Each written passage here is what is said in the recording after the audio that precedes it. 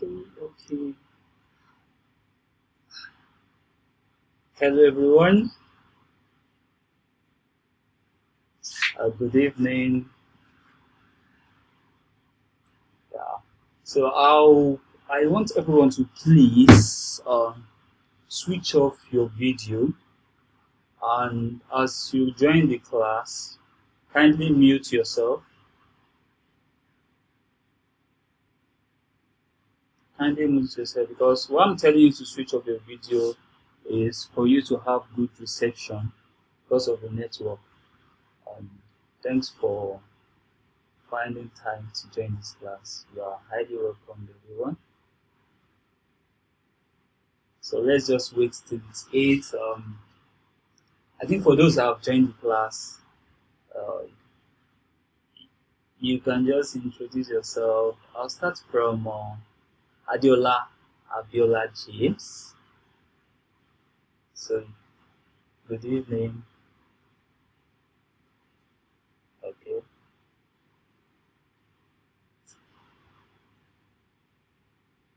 okay, okay. Yeah, I think I know. Okay,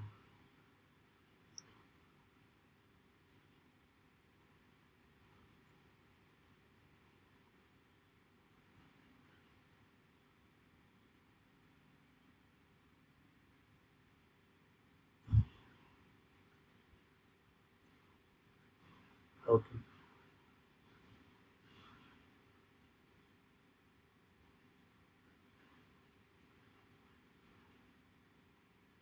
okay,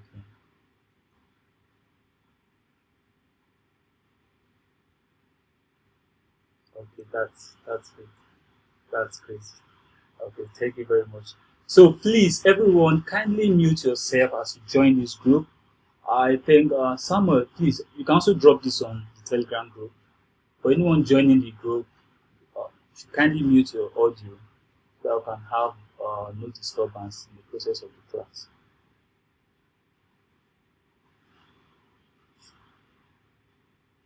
So we already have 14 people, and it's just one more minute to 8 for us to kickstart the class. Um, I hope you enjoy this class. So it's a countdown, some seconds left to it. Let me just start by welcoming you all to this platform officially. It's a great privilege to have you here, and it's just like a dream that I wished for, and it's coming to reality to be able to pass this knowledge also to people who really want to learn. And the platform is not just for professionals, it's meant for those who don't know anything in designs, those who are learning, those who want to get the best and want to up their game in the design sphere. So you're highly welcome. It's already 8, and we go straight to the point so that I don't waste our time for those who are just coming from their workplace. So kindly switch off your video so that you can have good reception for your audio. I think that will help you a lot. Thank you very much. So now, if you can see my slide from your end, you can just use the chat button. You can say yes, you can see my slide so that I'll know that everyone is carried along in this class. So I'll just go straight to the point. Here we are. This is the first class for the novice class, yes. And I would like to tell you about the unknown designer and how it came to reality, and be also one of the audience in this class. So basically, this platform was better to bridge the gap between aspiring and excelling designers. And as we know that we have a lot of people with problems, but few people who can solve this problem. So that's why I came up with this idea of at least passing the little knowledge I have in design to people who really want to learn. So, and as we know that the world we live in today is knowledge driven, and your knowledge can make way for you when there's a passion. So all you need to do is to have the passion and have the learning spirit.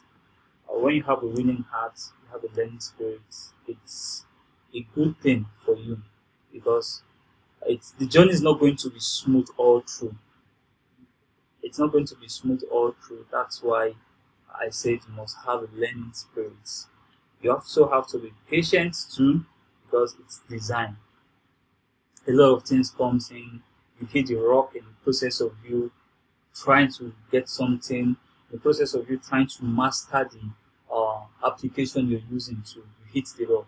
But at that time is when you need resilience to say, oh yes, mine is I want to get a result from this. So basically, this platform was created by me, Falaji Manu. I think in the process of this class, you might get to see my face for those who don't know me, or maybe I'll just get I'll just send you a link to my profile for you to go through it. So, and also I want to please tell you, kindly join follow our Instagram page. I will drop the link in the course of the class. Follow our Instagram page, because you'll be receiving a lot of information also there about design related information, and to keep you abreast of what is happening. Like, I hope that you enjoy this class to the fullest. So as you join this class, please kindly mute your mic. And let's have a good time together. So now we just talk about the criteria for joining this class. What you need now is you need a personal system, that's a personal computer. You need access to internet. Please, if you are hearing me, just comment the best emoji you have. If you can hear me, audio is good, you just try to signify.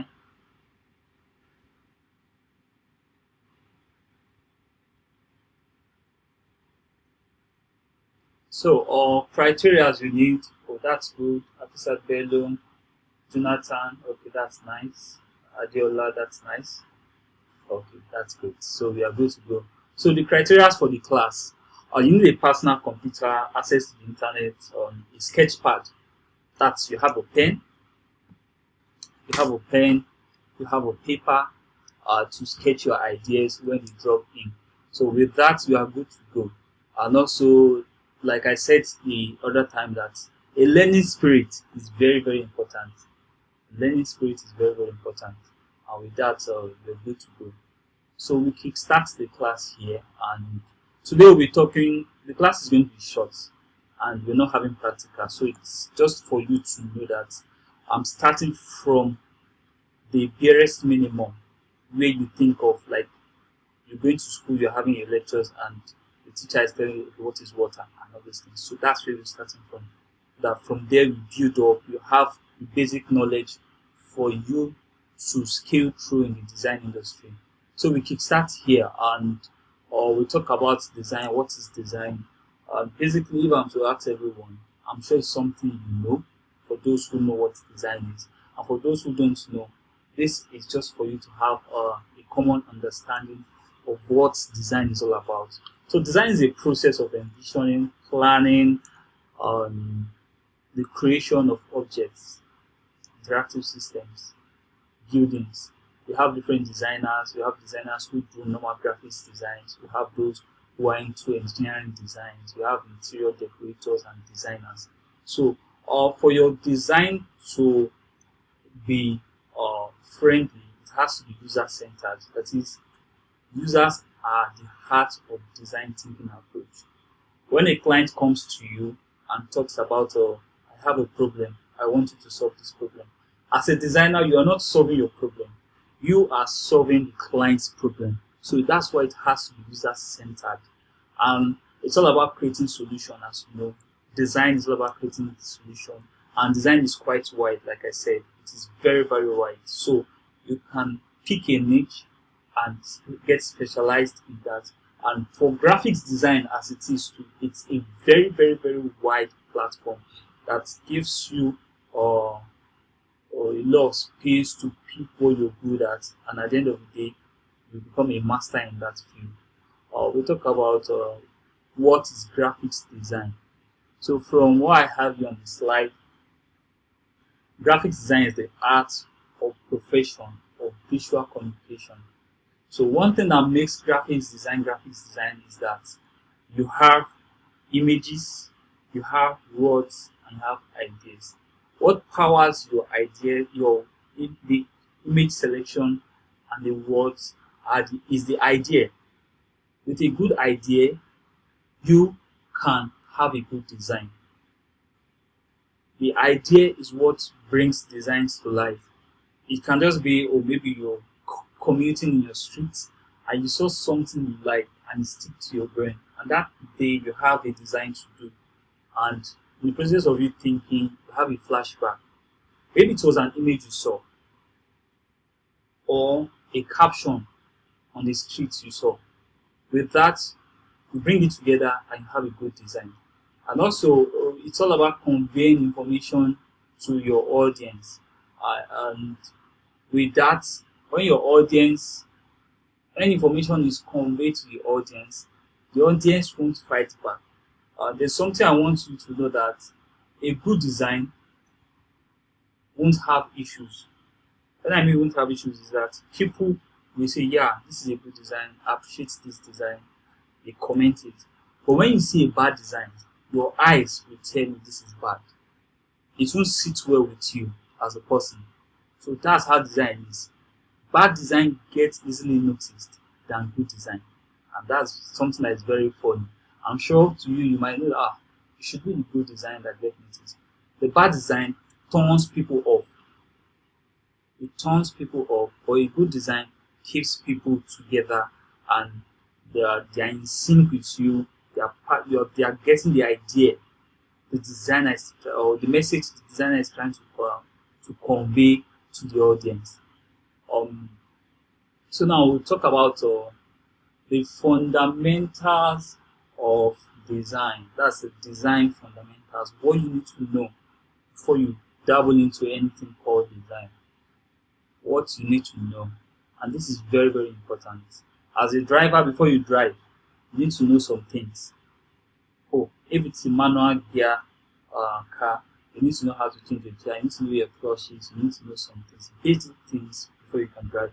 So as a designer, or a would-be designer, because I'm sure everyone here wants to up their game, and when you up your game, you solve problem. People pay you for that problem you solve, and you do it with ease. So that's how design is. When you're good at what you're doing, it gives you room to meet more people that are better than you are, and you learn from them, because learning is continuous. I don't know it all as a designer. I've spent more than 7 years in this field, and I'm still learning, because I know I have mentors I look up to, and I want to be as good as they are. So that's how design is. So that's why you need to know these fundamentals of design. Don't worry, at the end of the class, I'll be sharing this slide in the Telegram group, so you can have it to yourself, go through it. And for subsequent classes you'll be having all these materials to yourself. So now for the design fundamentals, we have one, the element of design. Elements of design. What makes design a design? I'm sure you've seen this slide. You've seen different things. You saw a black background. You saw some shapes. You saw some lines and stuff like that. That's what I brought in to give you what you have. Now, for this thing to look appealing to you, we look at the color, we look at the line, we look at space, we look at texture, we look at scales. So those are the major things you need for designs. And these elements puts you on the right track. It makes people respect your work when they see it. It makes people want to know who is the designer without you having your name on the design. Like, this is Hilex's design. Like, maybe I did the work for a client, a billboard, and at the bottom I put Hilex designs. It doesn't work. When your designs is good or are good, it speaks for you. People want to know who is behind the design. So that's when we've used the elements of designs to make your work easier. So now we'll start from lines, and this is the most basic element of design. I'm sure for you to write, or when you're in school, for those who are still studying, for anything you do, the papers you have lines across that run through them. So for design, graphics design itself, line is the most basic uh, element. Lines are useful for dividing space, drawings, and these are specific to location. For instance, let's think about a magazine. We have a magazine designs. We have lines that are used for demarcation. They are used to separate contents. They are used for headlines. They are used to as side panels. So with that now, it makes it very easy for you to for your eyes to run through the design without having issues. You know, as we have our designs need breathing space. For instance, if like this slide I have here now, this is where I had all the elements of design in one slide. I'm sure you guys will not. I'm sure once you join this class, you exit immediately. Yes or yes? Once you join this class, you're going to exit the class immediately because it's straining your eyes. You can't connect the dots. You can't get the information right. So that's why we have lines. It has its own effects. It has its use and disuse. That's one funny thing too. There are places you use lines, there are places you don't use lines. And lines comes in various form. It comes in various form. You have the dotted line, different shapes, and with that you can get what you need.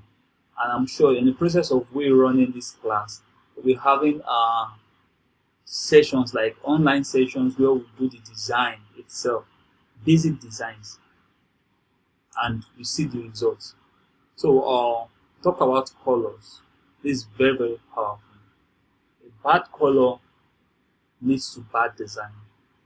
Bad combination of colors lead to faulty designs. So color is one of the most obvious elements of design. That's it. A design without color is black and white. It's just like a photocopy machine. As we know, it's the most obvious element of design for both users and the designers. And a designer who doesn't know color needs to learn color, needs to know more about color theory. And with that, the person knows that, oh, this is the color I can use here. These are the primary colors I should use. This is the color that goes to this. This is the color meant for this industry, a food industry, the entertainment industry. This color appeals better to them. Those in the banking industry, this color speaks well for them. For every color you have in designs, they have a meaning.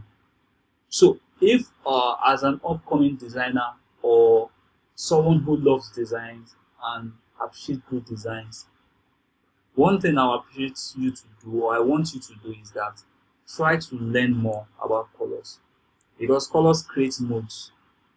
A black color knows is what we know. When you see people all on black, like they are having black color clothes on them, you know the meaning of that. So it creates moods. And as we know that color stands alone as a background, it can be applied to other elements like lines, shape, textures, or typography. And as we know, everything you see in this life is color. Color swatches. I can make a color swatches from my wardrobe. Like I look at my wardrobe now, and I can see different colors there, and I make a color swatch for a brand. That's how color goes.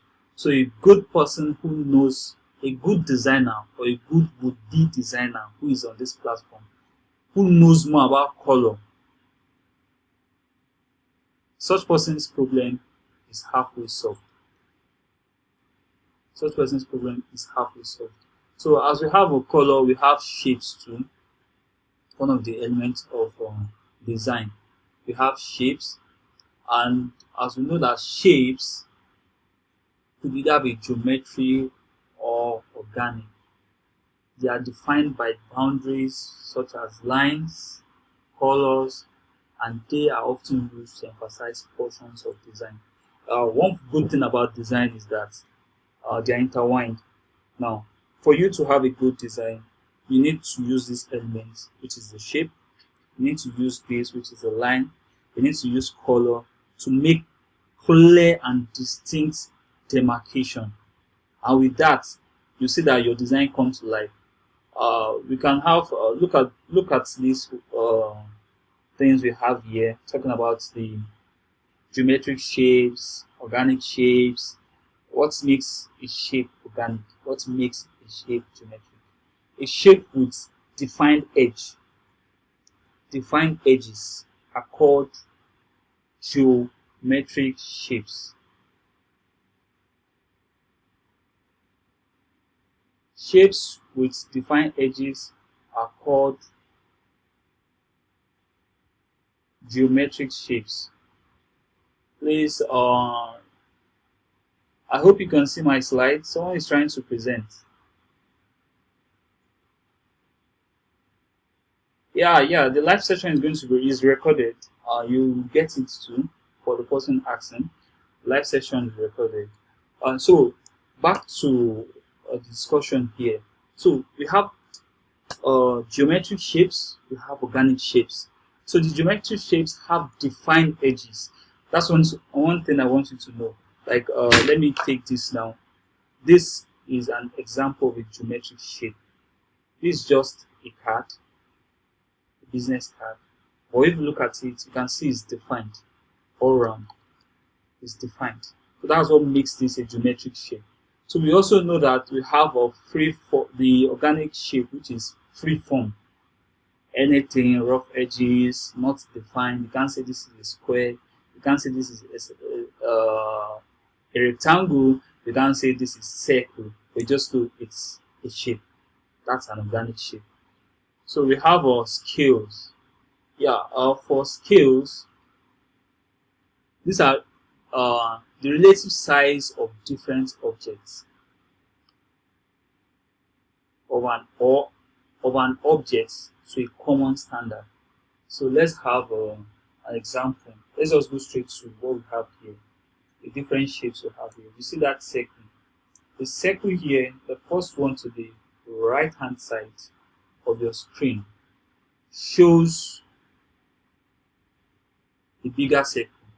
Next to it on the left hand side, we have the smaller circle. You can see that there's consistency in this shape. The bigger circle now has a relative size of a different object. The same object with the different size. So that's what calls scale. Now, playing with scales and size of objects, shapes, types, and elements add interest for emphasis. So when you look at shapes are created for emphasis sake. Looking at the slide, if you look at the top part of the slide, you can see those shapes they are created. I did that just to create an emphasis and just to have a mark, like something that is unique to me, unique to the brand, the unknown designer, or something that makes it easy for it. When you see this slide, you know, oh, I've seen this slide so many, and this is a mark unique to this person. So it's just to add interest and for emphasis sake. That's what scale is used for. We also have texture. Texture is the way the surface feel. For everyone, we have different textures. Looking at the skin, we have some people that have hard skin. We have some people that their skins are soft. That's the texture of their skin. So likewise, this applies to design. I can create textures from different objects. I can draw a line and create texture from that. Please kindly mute your mic if you're joining this group. Thank you very much. I can create shapes. I can create textures from shapes. The first line that looks like a zebra line was created from a straight line. The other shape you see here that looks like pattern was created from an icon. And if you're good with time, you're going to understand that creating a brand, during the process of brand identity creation, there's a part you get to that you can create patterns from shapes. Please, as you join this class, kindly mute your mic. Kindly mute your mic to avoid any interference. Thank you very much. So on as we know that looking at this, we said repeating a formation of shape and color will result in a pattern texture. That's what we have on the second image in this slide. You can see the pattern here. This was created from a shape, and here we have something that looks appealing. If I'm to be an Ankara designer or someone that is into the textile industry, I can decide to have a pattern created from this shape. And when that pattern is created already, I can run it as a print for my material. And I'm sure we also have people that are also in the textile industry and that are also on this platform that came here to learn more about this. So if you, as a designer, you can create shapes and your shapes become something that will be acceptable by all and be used by all. So that's what texture called. That's what texture does. And with that, so we have space too. And I think we are coming close to the end of the class, but I'll give people the opportunity to ask questions that will make it more interactive, not like what we have now in educational system here, whereby it's just the lecturer that is talking and no one is given the opportunity to ask questions. So we have space, and that's one good thing we have design too. With your space, your negative space, you can create timeless identity. With your negative space, you can create things that will be appreciated by people. And as we know, space can either be positive and negative. And a quick definition of space is that a space refers to an area around, above, below, or behind an object. For we to have a space, something must be in focus. There must be an object in focus. And that object is what we define if this is a negative spaced object or a positive spaced object. So looking at this icon we have here, this circle we have here, the first one has a full circle showing the positive space of this circle. The second one now has a circle with negative space. So for every object, one funny thing about every object is that there's always a negative space. But that negative space might not be surrounded by any other positive space.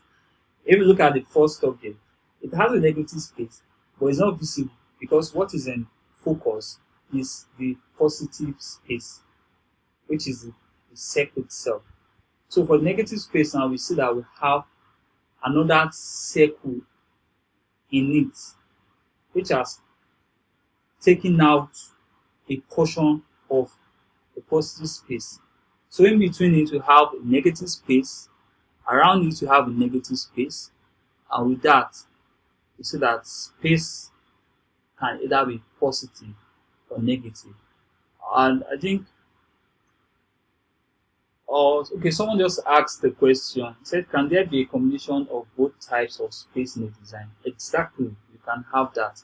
And I think in the process of this design, you will see that. Look at this pattern. Let me go back to this texture here. If you look at the second texture, you can see we have a formation of a positive space and the negative space. Look deeply to it, you see it. They say the black portion that has the shapes, and you see the other portion that has the white, the reverse of the black. So that's say that negative space and positive space can be used in the design, and it makes your design speak well. You see some designs like Nike designs, you don't see so much things flying around. If you're in Abuja, you'll see the likes of which design did I come across? Yes, I'll make mention of Cross Group. Yes, they are doing amazing designs. You see their designs simple, straight to the point, passes information, and driving through Abuja now, I know that I've seen this design somewhere, and the information is also clear for me as the audience. So that's how your design should be. Your design should be something that people easily see. One, you pass the information straight to them, and with that, you get the message across to them. Please kindly mute your device when you join this class. Thank you very much. So with that now, the class is very short. The next thing we'll be doing now is question and answer. You can just make use of the comment section to avoid rowdiness. Just make use of the comment section. Anything you want to ask, you can ask, and I will answer you. So with that now, we had a very short class. I'm sure you guys will say, it's just 8:27 and we're already done with the class. But I want us to take it bit by bit. This is a novice class, and we don't want to have too much information. That's having information overload. So that's why I'm making it this. So expect to have another class in some weeks' time. So this will be communicated to everyone on the Telegram group, and also try as much as possible to follow our Instagram handle. I'll drop it on the Telegram group, and I'll drop it here too. So someone asked me, that's Shegun Ope, yeah, which program are you using to present? Basically, what I'm presenting is a PDF, a document. So just to avoid back and forth using a PowerPoint and stuff like that. So this whole thing was designed on Illustrator and presented to you via a PDF reader on a screen mode. And also your number 2 question, I've answered that. I used Illustrator to design this. It's a vector art software. So when you're talking about vector, it means that it doesn't pixelate.